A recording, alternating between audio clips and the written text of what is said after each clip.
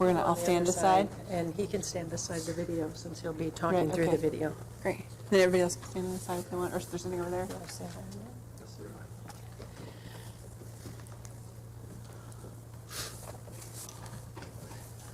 All right, well, good afternoon, everyone. I'm Nan Whaley, Mayor of the Dayton. Have a lot of folks from the police department here, but I'm here with Chief Beal, City Manager Shelley Dickstein, and City Commissioner Matt Joseph. Gosh, it's been a few days since we've had an update. This weekend, we're really pleased with just the outpouring of support we received from the community. You know, I've attended, I think it's, six visitations or funerals. The families, I think, were very pleased to see the number of people that came and supported them, and they're going through a very difficult time, obviously, now, and really just asking people to continue to keep them in your prayers and thoughts as they're moving through this incredible grief. And the Dayton Fund Foundation is continuing to see strong support and appreciate the support that regular folks and businesses and pretty much everybody of all stripes coming together to that fund, which I think is not surprising to me considering how cohesive this community is. We're super pleased Sunday John Legend came with the Everytown Survivor Network to really have a great event with people that have survived the shooting, and quite a few of them were at Blind Bob's to see a really powerful performance, and I think that was therapeutic, frankly, for some there Sunday, and so we were grateful that we were able to help out there too, and we'll continue to think of ways that we can be helpful both to the district, to the survivors, and to the community at large, at the same time while pushing forward common sense gun control legislation. We have a couple of updates for you. First, we're going to have City Manager Shelley Dickstein talk about just the totality of the organization and what this organization has done during this tragic event, and then Chief Beal is going to give an overall timeline of exactly what happened that evening. So I will turn it over to Shelley. Thank you, Mayor.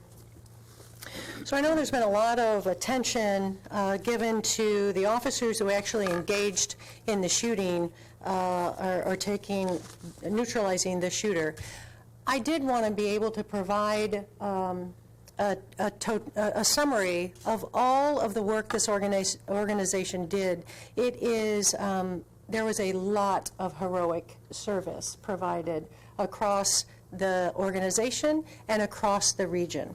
So just to sum up a few things to help you understand or to highlight the total response we had. Helping the police department, there were 14 responding agencies from federal, state, county, and other local jurisdictions. The actions, a lot of the actions included, of course, engaging the shooter, but applying first aid, performing CPR, applying tourniquets, comforting victims, securing the crime scene, collecting physical and digital evidence, some of which the chief will walk through today, ongoing investigational activities, managing the message regarding the event and the investigation to the media and general public, and supporting their teammates through this very difficult time. The fire department was the first department to create the command post to integrate police and fire into a unified command. They responded, our Dayton Fire Department responded with 8 medic units, 6 engines, 3 ladders, and a lot of other specialized units to support the response to the event. Dayton Fire Department had 7 jurisdictions that sent 12 additional medics. 5 jurisdictions provided fire station fill-in and responded to a working structure fire on McLean Street. They also spent time supporting and continue to spend time supporting their teammates through this event and beyond. Recreation Youth Services provided facility support at the Dayton Convention Center for the Emergency Operations Center and Communications Center. They also provided space and coordinated with the Red Cross to create the Family Assistance Center, and they coordinated the press room where we did multiple press events. The Department of Public Works provided a variety of street maintenance activities and helped set up the stage for the Sunday night vigil.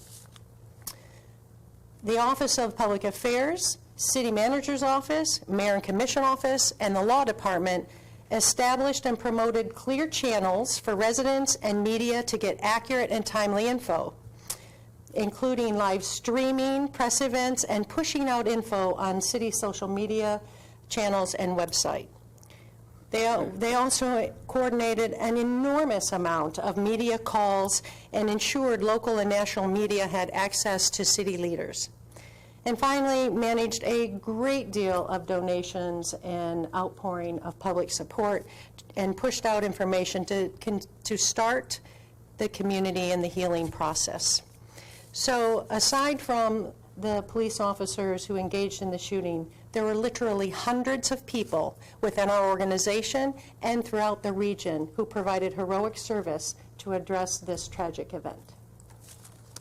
And now I'll turn it over. Oh, you're going to turn it over? No, you got it. All right. I just said thank you. Appreciate it. Well, good afternoon. We will provide an update on a couple of things here today. First, to give a little bit of an update, is you might understand that after an event of this magnitude, that preliminary information on casualties is preliminary. And so we actually had people who were walk-ons or walk into hospitals asking for services subsequent to that day. So the total here is listed before you. I won't read that out in terms of fatalities as well as also non-fatal. These are gunshot wounds. So this is everyone killed or injured through a gunshot wound. In total, 26 victims, 15 female and 11 male, and you can see the racial demographic breakdown of all of those victims. We thought it was important to give you an update as complete as we can at this time, although I don't anticipate any additional victims necessarily coming forth. We need to be still open to that possibility, I will say that. There has been incredible interest by probably all media agencies on something called timeline. And I was asked a number of questions in really middle of last week about, can I confirm this video coverage of the individual with inside of Blind Bob's? And the fact that these folks were together, all three, the assailant, his sister, and his companion. And I made it very clear at that time that's relevant in terms of a point in time, but that's not really our biggest concern. Our concern was once they separated, then what happened, and what was that time frame? We now can fill that in. So you see right now, we are able to confirm the arrival of those three individuals in a vehicle that was parked behind in the Tie 9 parking lots. You know where that's at, I assume, most of you. And that was 11:04 because there was a parking ticket that had that time stamped on it. So we were able to confirm the time of arrival. We know immediately upon arrival, all three headed to a Blind Bob's and remained there until 12:13 a.m. when the assailant, in fact, left, went across the street to Ned Pepper's, where he remained until 12:42 a.m. He then goes back to the parking lot and then spends, this is back to Tie 9 where the vehicle's at, and he spends the next 8 minutes gathering content out of the trunk of that vehicle, in which he has also now changed attire. He has a very heavy backpack that he is carrying. He then goes to the rear behind Newcom's and the Hart Mercantile location, and he is there for about 9 minutes. And it's at that point there's physical evidence. Not only is there video evidence, there's physical evidence to confirm that he was at that location, and we'll give you that detail in this presentation. And then at 1:04 a.m., he emerges behind the alley, and that's when the shooting begins. So this slide here is obviously an overhead view of the Oregon district where this incident occurred, covering all the way from the, if you look in the bottom left corner of this TV screen, that's the Tie 9 parking lot. So that's where the vehicle is parked. And now we will show you the path that all three took from that vehicle to Blind Bob's. That's this green line that shows their path of travel. All of this will be validated subsequently through video, and I'm going to ask Lieutenant Paul Saunders, who is the commander of Strategic Planning Bureau, who had a team of 6 people working on reviewing 250 gigabytes of video to try to determine path of travel, if we could identify the suspect and the assailant, his path of travel and time frames. The next blue line is when the assailant leaves Blind Bob's, goes across the street to Ned Pepper's, where he's there for roughly a half an hour, and then goes east on 5th Street, down Jackson Street, and then west back through the alley where he had originally come the first time, but then turned to go up toward Blind Bob's when he was at that particular walkway. The next is his path of travel once he has obtained the weaponry, the backpack, his vest, this hoodie he put on. So this shows his path of travel from the parking lot back to the walkway right adjacent to Blind Bob's, where the shooting first begins and where 3 individuals were fatally wounded. Then across the street, there's additional victims along the north side of 5th Street, adjacent to and nearby Ned Pepper's, and there's another victim on the south side of the street in front of Tumbleweed, correct, Tumbleweed. This now shows, this is the video that was obtained from multiple businesses. I won't try to name them all, but these are the video, recorded video that was obtained and documented this time frame, these paths of travel, and the activity most particularly when the assailant left the company of his sister and his companion. So I will now have Lieutenant Paul Saunders come up to the podium, and he will walk you through the video, some of which we may have to show more than once. I will warn you in advance, some of the video is rather grainy. Some has really good clarity. So the way we're able to say this is the assailant is based on timeline of other video and other data points. So we're absolutely confident, even though the image seems to be indistinguishable of who that is, that we are confident that this is in fact the assailant who is being tracked by video throughout this gap in time from the time he left his sister and his companion and then began shooting. Afterwards, when you had a chance to see this, and if you need to kind of rewind and see the video again, if it's hard for you to, it's hard for me, I watched it a lot of times, sometimes it's hard for me to actually see the movement and the individual on the video, so if we need to do a rewind, we'll do it. We will make this publicly available, so you will have it. So with no further ado, Lieutenant Saunders, I'll bring you up. Thanks, Chief. You're welcome.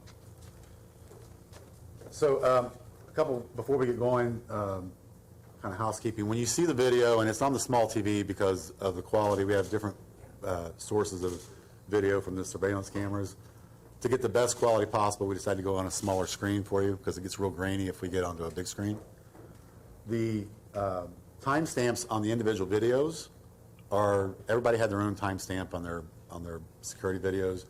So with the resources we had available, we tried to sync them as best we could. So the times at the top of the slides are what we're going by.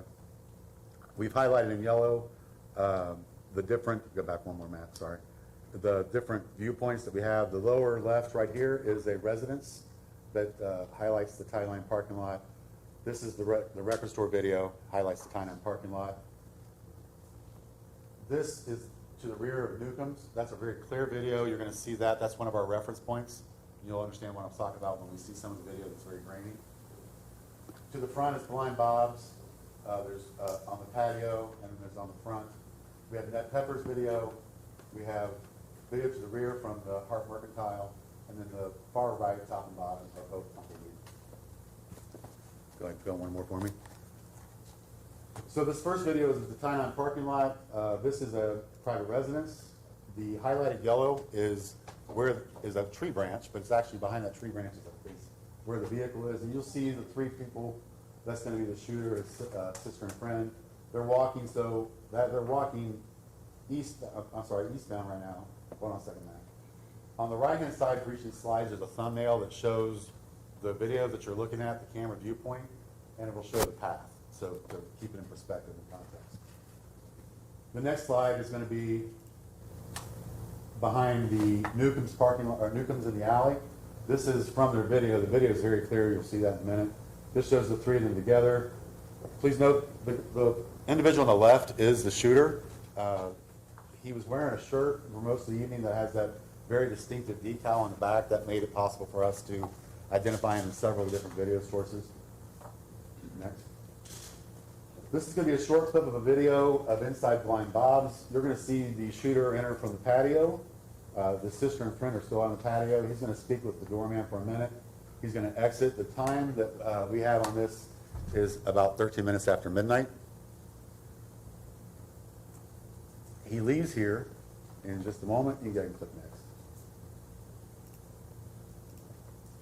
And now he, at 12:14, so a minute later, this is the shooter entering Ned Pepper's. He goes into Ned Pepper's. He's there for about 30 minutes. Ned Pepper's is very crowded, shoulder to shoulder. And then he leaves at 12:42. That's a key time also. Remember the 12:42 time, because we're getting closer to the point of when the shooting began. So the shooter exits, and we catch him on video going eastbound on 5th Street. You can see we've highlighted in yellow right up here. You can see that shirt. That helped us find him. He travels eastbound. You can see the path on the right-hand side in the thumbnail. And then moves on. Oh, I'm sorry, back up one. I apologize. Another point to note. So he has just come out of Ned Pepper's. This is a video from actually a hole in the wall, which is right adjacent to Ned Pepper's. The front of this is the police cruiser. This is where the police are. They're very visible at this point. So the shooter actually comes out of Ned Pepper's and walks right in front of that police cruiser. He was aware of where they were. Or you would think it had to seen them. Next slide. So this doesn't look like much, but it is his shirt you can see here. This is him in the alley. This is video that was caught from the rear of, this would be Tumbleweed. We know it's him because of the timing. You'll see in the next couple slides where it's very clearly him. This is video next door. This is from Hart Mercantile, still in the alley. The shooter is now walking in the alley. You can barely see, it's very grainy. He's walking eastbound. He's walking back towards the car at this point. And then this is behind Newcom's, very clear video. When he comes across, he's still walking eastbound. You'll note that he's still wearing a t-shirt. He's still in shorts. There's no backpack. It's 12:45 right now. We know that at this point, he's heading back to the car. We catch him in the alley. This is from the record store on 5th Street. You're going to see him coming from the left to the right. So then we're going to switch over to the private residence camera. That's the one you saw in the very beginning. He's behind the car. If you were on a high-resolution screen, you can see through this branch that there's movement. It appears that he's walking around the car. It appears that the trunk lid's coming open and shut. He's there for about 8 minutes. And you're going to see him when he exits. It's going to take a second here, but when the video, we sped it up so you don't have to wait 8 minutes. But when he walks out, you're going to notice the key thing here is he's no longer wearing a short sleeve t-shirt, and he's now wearing a dark hoodie, and he has a backpack. We'll get a better look at the backpack in a minute. I don't know if you can see the movement on here, but there is movement right around the car right there. And here he comes exiting. So now he's wearing the backpack. He's wearing a long sleeve shirt. The path on the right-hand side shows how he went. He's going to cut back over to the alley. Next slide. This is from the record store, so we can catch him cutting that same path right here. And part of this was just verifying at this point that he had no interaction with anybody else. Here he comes. He's coming out in between the dumpsters in the building, and he's going. The thumbnail shows the path that he's going. Let me go to the next slide. So this is the video that's right behind Newcom's.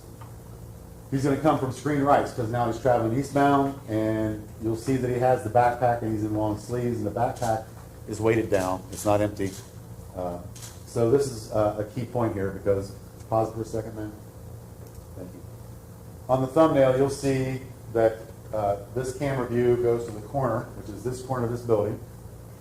At this point, we lost him for about 9 minutes. We couldn't find him anywhere on the following video. Go to the next screen. So this is a viewpoint from Hart Mercantile, which should pick up, you'll notice right here, the opposite corner of that building. And you saw when he walked, we saw the image of him walking across the first time. We never could see him coming this way. The guys finally picked it up. Watch where we've highlighted the screen here. We'll probably have to play this portion twice. But when you play it, you're going to see him dart around the corner. And there it is. Pause it and go back and play it one more time. I'll play it one more time for those of you who couldn't see it. But he shoots around that corner pretty quickly. He was behind the building, behind Newcom's, for about 9 minutes. And there it goes again.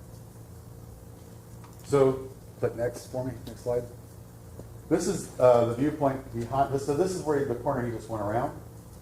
We have a pretty good idea what he was doing there because as he shoots up this alley, probably not the right turn because eventually he does actually shoot up the alley. But he comes up this alley. We know that he was probably charging his weapon, loading the weapon up, because the next day, as we're processing the scene, approximately where that highlighted star is or where this placard is, there is an unspent round. It's damaged, like it had to be ejected because it didn't charge properly. So that was recovered. It was one of a 223 round matching what the shooter had. So we're pretty sure that as he was turning this corner, he was probably charging his weapon. He had to probably recharge it. And the next video is going to show the reason why we think that as he was traveling up this alley is when he began shooting. So this is another one that we're going to have to show twice, and I'll tell you when, Matt, in a second. Because the first thing you're going to notice is the people. That's going to tell you when you actually have rounds coming down range. Then we're going to replay it, and I want you to follow the line that we've superimposed, and that'll show when the shooter comes through here. It's hard to keep track of both of them, but you're going to notice after you see when they start moving that the shooter doesn't actually enter the frame until after that happens. So this is the patio for Blind Bob's. Go ahead and click play for me, Matt, please.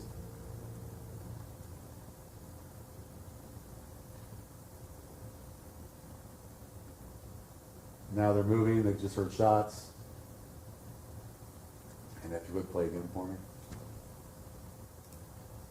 So he's going to play it again. And now that you see him when they start moving, the best place to see him is right here. But he'll run this path.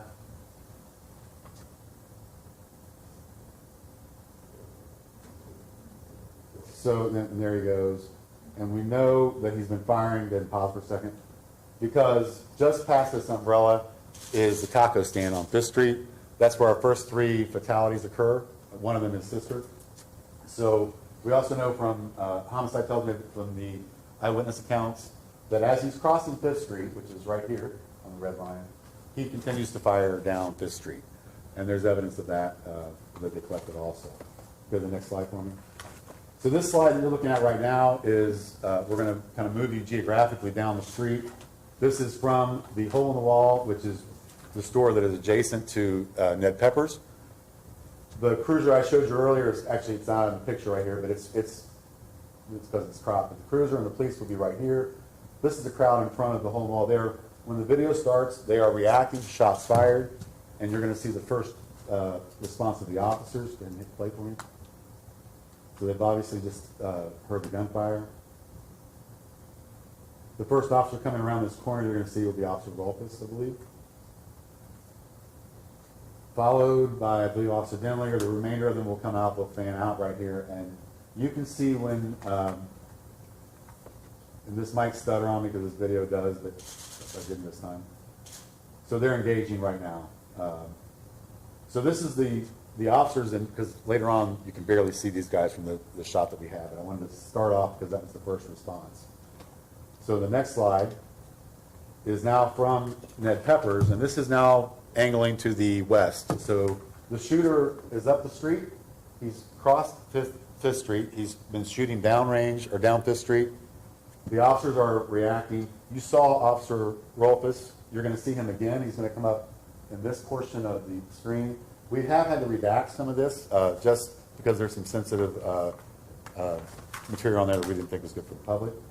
But you're going to get a pretty good idea of the path of the shooter and the first response of the officers. So you're going to see Officer Rolfes kind of come up here, and you'll see on the right-hand side the path of Officer Rolfes approximate. So he's engaging right now. That was the shooter that just went by. So Officer Rolfes came up, and then he has now just responded back. You want to play that again? Got the out. I'll touch the mic. So Matt, can you play it again for me? So, and I put my hand away probably. There's Officer Rolfes, who was right in the middle there. There's the shooter coming by. So he was engaged there. So we're going to go to the next slide, which is still going to be from, this is from Ned Pepper's. This will be the end of this scene. So the first slide of officers I showed you was the officers all fanning out. So they're all up here. So next door is hole in the wall. This is Ned Pepper's front door. You just saw down here Officer Rolfes engaging the shooter as he was running on the sidewalk. So you're going to see the shooter continue to run right here, and it's going to end right here. Can you play for me?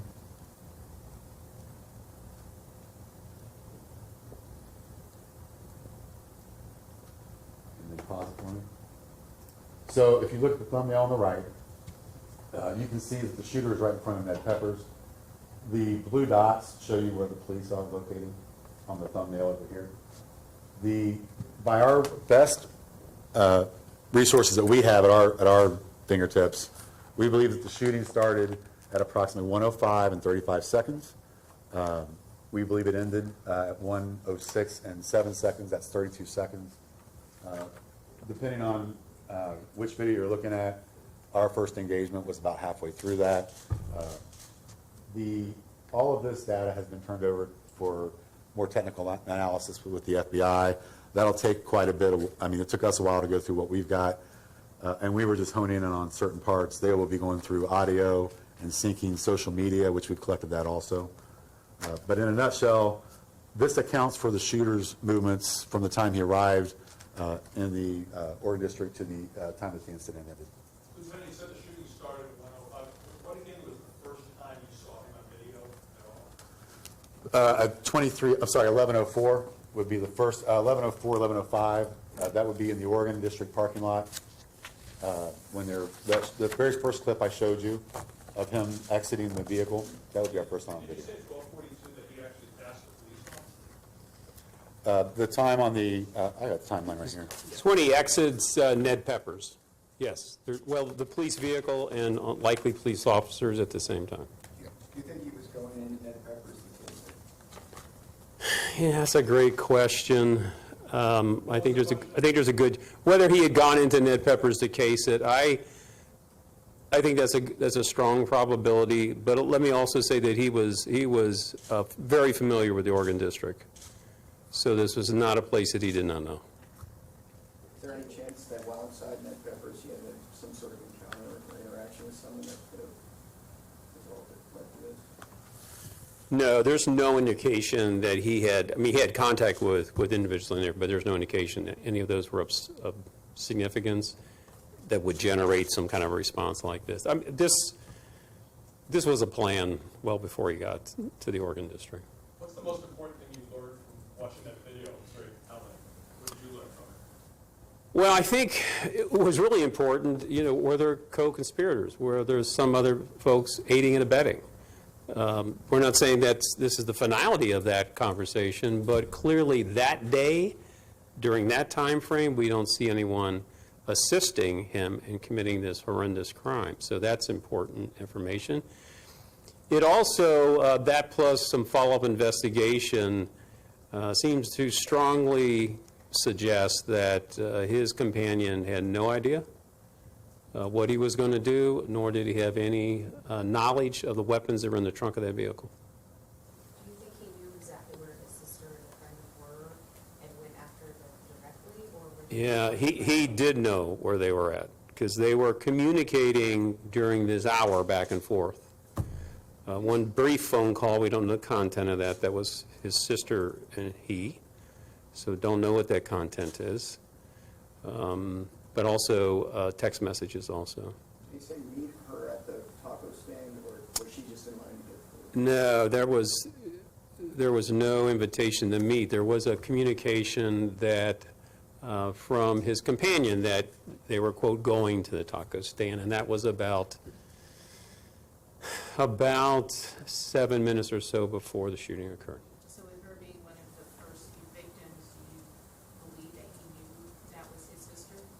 You know, it's an interesting question, and I will tell you that a lot of us have been involved in this dialogue. I mean, we all have been reviewing this evidence, including the homicide detectives who are deeply immersed in this. We have radically different views in that regard. And if we can't agree on the interpretation of the evidence, where some are saying absolutely not, he was not intentional, some say no, it had to be, I would say it's inconclusive. What are you referring to? We couldn't hear the question. Well, it was the question whether the sister was an intentional victim, and his companion, who was also shot but survived. And I said basically the evidence has been debated in both directions, with individuals in our organization intimately familiar with the evidence, arguing both directions. And if we, based on what we know now, which is the key factor here, if we can't seem to make that call conclusively, that we're divided about how, whether that was intentional or not, I think it's inconclusive. We may get a better insight through historical data looking back, but based on the evidence from that night, I don't think we can make the call. Is there any indication that the friend who was arrested on firearms charges Friday was at the site when this happened? None that I'm aware of, no. So officers fired on him off screen, right, first, and then. I'm sorry, what was it? Officers fired on him off screen first while he was up Fifth Street, and then engaged again when he got to the door. Actually, Yeah. the officer was on screen, on the slide, on the video you saw, the officer was on screen. The shooter would have been off screen initially, coming down the sidewalk. And there's more video out there, by the way, so we're, How big a part did the body armor play of not being able to neutralize? yeah, it's a great question, too. I would say that the body armor, because of the way it was worn, was vulnerable. And fortunately, we were able to take advantage of that vulnerability. So how it was worn? He had plates, but that's all. Ballistic plates. Are you confident that none of the people that sustained gunshot wounds were not hit by police gunfire? You know, that's something that the coroner reviews in his examination. He's not complete, and when he's ready to discuss, that particular, what the injuries were and cause of those injuries, then you can have that information. Do you know who died at what time, the order of the We know, well, we certainly know 3 individuals who were shot immediately, right around Blind Bob's. So they were the initial victims. What is a little bit, I think, uncertain for me, I don't know if our detectives know, I mean, we have someone completely on the south side of the street in front of Tumbleweed, and everyone else is clustered on the other side of the street. So when that shot was fired, that's not really clear for me at this point, although, She was mobile, so she was shot and ran quite a way, so they're still piecing that together. yeah. In the video where he spoke to one of the people inside the bar, the workers, have you been able to interview that person and know what they talk about? Yeah, we have interviewed a lot of folks. I can't tell you who all we have spoken to, or if that person and what the content was. I mean, that's a level of detail we're not going to be able to provide. One of the most important questions right now is motivation. Looking at this video, looking at other evidence you've had over the past 9 days, we've had lots of conversations about that. Any more insight about what the possible motivation of these killings were? Yeah, and I've kind of tried to create a distinction here between motivation and mindset. I think it's an important distinction to make. Motivation seems to suggest this specific location, this particular night, these individuals who were victims. I think that's way, way, way downstream. That's not the level of clarity we will have now. We certainly don't have it now. And whether we ever have that is going to be, a question. Mindset, I think we have a lot of information about mindset, historical data about mindset and its progression. But I want to remind you that that is the principal focus right now of the investigation by the Federal Bureau of Investigation. So they're running with that. We need them to run with that. That's what they do best, amongst other things, by the way. But that is really their role, and we're going to allow them to do that. Is there anything about the mindset at all that you can tell us? I don't think more than I've already amplified it. There's this history of obsession with violence and violent ideations, the discussion of interest in mass shootings and the expression of desire to carry out a mass shooting. I think that should be enough thematically that you should get a pretty clear picture of what was going on here. Chief, I want to ask again, that conversation that happened at Blind Bob's with Dorman, you can't say now what the nature of that was. I'm not aware of it. I mean, that would have been an interview by homicide detectives, and I don't have that level of detail. We really wanted to keep this, and I realize you have a lot of questions. We're obviously trying to fill in what gaps we can, but I will tell you that this was the next big, I think, chunk of the investigation that we felt comfortable of releasing because we have high level of confidence it's accurate in terms of time frame and location and activity, particularly of the principal individual who is responsible for these mass shootings and these murders. Is there any evidence that Connor Betts was a drug user? Yeah, I think there's going to be some evidence of that. The question was that play in that night? Don't know yet. And that's part of a toxicology report. That typically takes 6 weeks. The coroner late last week said he would hope to get it in 2 weeks. So that's an important piece, once again, to get the mindset. Won't know that for at least 2 weeks. Did you find drug paraphernalia in the car or anything? There was some evidence of drug paraphernalia, yes. Chief, you said that neither of the conversations in either of the bars, nothing that would indicate that that's what caused him to begin shooting, that he was pre-planned it earlier. Any idea how much earlier, like 1 day, 1 week, 1 month? Hard to say, Mike. I can tell you he was in the Oregon District on Friday night. So what was his mindset then? I don't know. He was not unfamiliar with this area, and the fact he was there the night before, certainly have to consider there was some thought being given to it at that time. In that 9-minute time frame that he was off camera, that you didn't see him, have you had anybody say that they saw him, or maybe with someone, or? No. In fact, Paul, you folks looked at, I don't think you saw anybody else in the alleyway during that time. No, so there's two different segments of period that we really can't see him clearly, and that's one is when he's at the car with the branch in the way, and then you're talking about behind Newcom's. Yeah. There were people in the alley, in the parking lot behind Newcom's, Blind Bob's. There were some people back there. There was nobody that went back to the area from either side. We have video from the Newcom side, and then we have the video from Blind Bob, or from Hart Mercantile, actually. So nobody went back there. There were no vehicles that came into play during that point. So he appears to be back there alone. What did you mean by charge the gun? So to the Chamber round. Basically, your bullets are in a magazine of some type. When you charge a gun, you are working the action so that one of the rounds goes up into the chamber of the gun so it can be fired. Chief, how's getting into the cell phone change this investigation for you? What have you learned that you didn't know before? Well, was just informed. I talked to Todd Wickerham Sunday night, because this was on my mind a bit, and had been informed then that he had gotten in the phone. I don't know there's a lot more detail. I don't have a high level of detail what was in there, but I don't have a sense there's anything that's particularly revealing at this time. They have to have an opportunity to go through that, and there's other evidence, too, they have to go through. So nothing that I'm aware of at this time that emerged of significance in its initial examination. Chief, he had said to a number of people, throughout the past decade or so, had made references to some sort of mental illness. Mm-hmm. Are you aware of any diagnosis, and if so, of what? No, I'm not aware of any diagnosis. I am aware that he had undergone some treatment.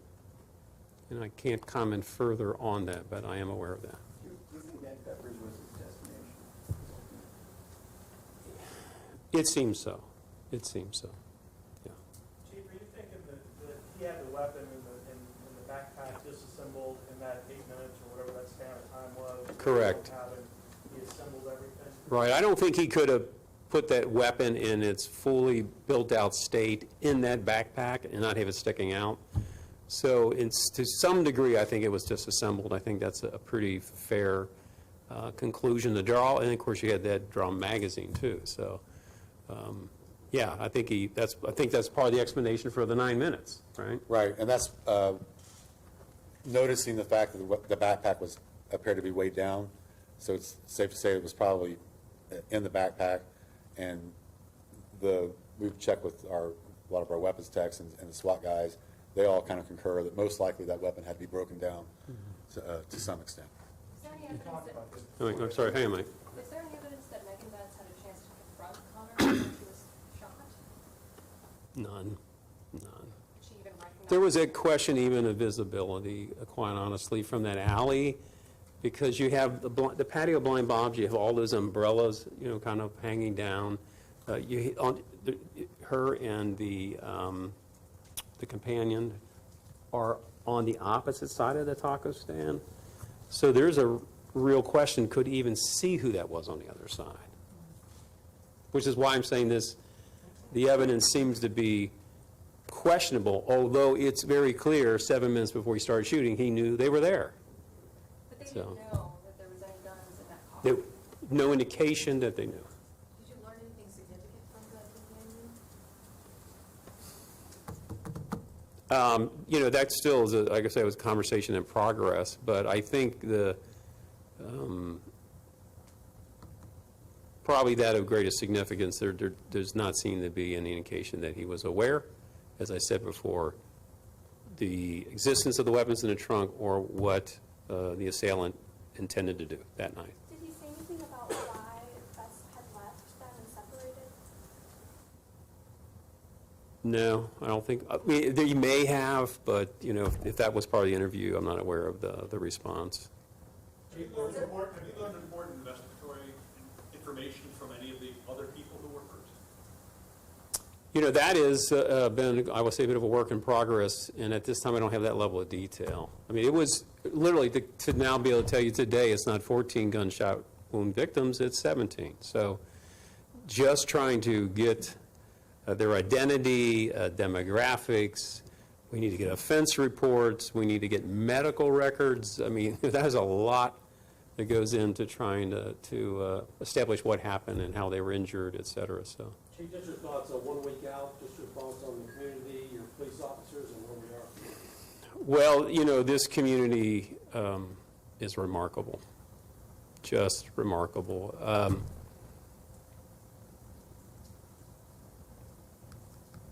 I'm amazed at their response, just amazed. It's so gracious, so grateful, so caring. So this is a beautiful community. And what did you say about your policemen and women? Wow. Yeah, their response was crucial. Their response was immediate. The response was effective. Their response was compassionate. I know you said originally that you were confident that Connor Betts had acquired these weapons Mm-hmm. legally. Are you still confident in that? Yeah, there's no indication that there was anything unlawful in the purchase or acquisition of those that I know of at this time. But if he potentially was a drug user and filled out the form 4473 and said he was not in order to get those weapons, could that potentially still be a possibility? Could be. Part of that is going back historically and trying to determine that, right? And, was it occasional drug use or was it daily drug use? I mean, there's a lot of gap to fill in to kind of make that call. Chief, when you say drug paraphernalia in a car, No, you're specifically referring to what? Well, I don't think I'm going to go into a level of detail, but I don't think it was in possession or was in a car. I thought it was on person. Do we know? I would wait I would like- Yeah, I can't, there was some found, it was a car of the person, so there's evidence obtained. But not clear where you found it. Or what it is. So the focus of this. I think anybody in the room knows, so somebody knows, but I don't know, okay? That's not what we're talking about. Well, it's a Yeah. question that you guys brought it up. Brought up what? You said that you found it in the car. Yeah, there's paraphernalia, there's no question about it, as part of the evidence is being analyzed, you know. So is it fair for us to report you found it in the car or on the person? We'll have to get back, I don't have that level of detail. And nobody in the room seems to have it either, so if none of us have it, we probably have to ask. Thank you, Chief. There. Thank you. Okay, thank you. All right, I think that's it. You guys don't have any other questions? You're good? Mayor, can I ask you one question in retrospect of the last week? Yeah. 6 days since President Trump was here. Your feeling, was it a productive visit from President Trump? Look, I think that the victims in the hospital appreciated the President of the United States coming. I think that the first responders appreciated it. I think it was difficult on the community because he has such a, everyone has very strong feelings about the President, both positive and negative. And so when we're talking about bringing the community together, he's not helpful there. Any plans at this point for the memorial permanent placement? You know it's been moved? Yeah, so I just met with some folks, a member of the Business Association. We're in the process of putting together a committee to discuss this, to make sure that we have a permanent site. We want to make sure that we have victim advocates there, the Business Association there, the city there, and then make that decision on the site. So we feel pretty comfortable. It'll be coming, but we're not moving like super fast at the same time. Do you know who was in charge of asking or insisting that some things be moved around today? Well, there was always the agreement that we would keep the site up until the funerals were complete. And, you know, a lot of the site had dead flowers, et cetera. It was looking a little rough, and I don't think that's how we want to remember victims either.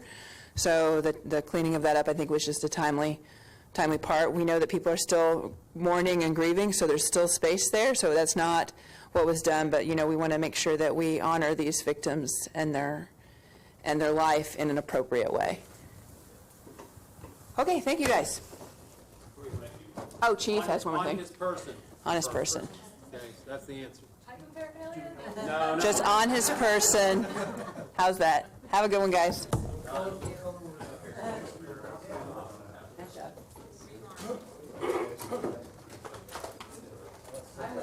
are you? I'm Ned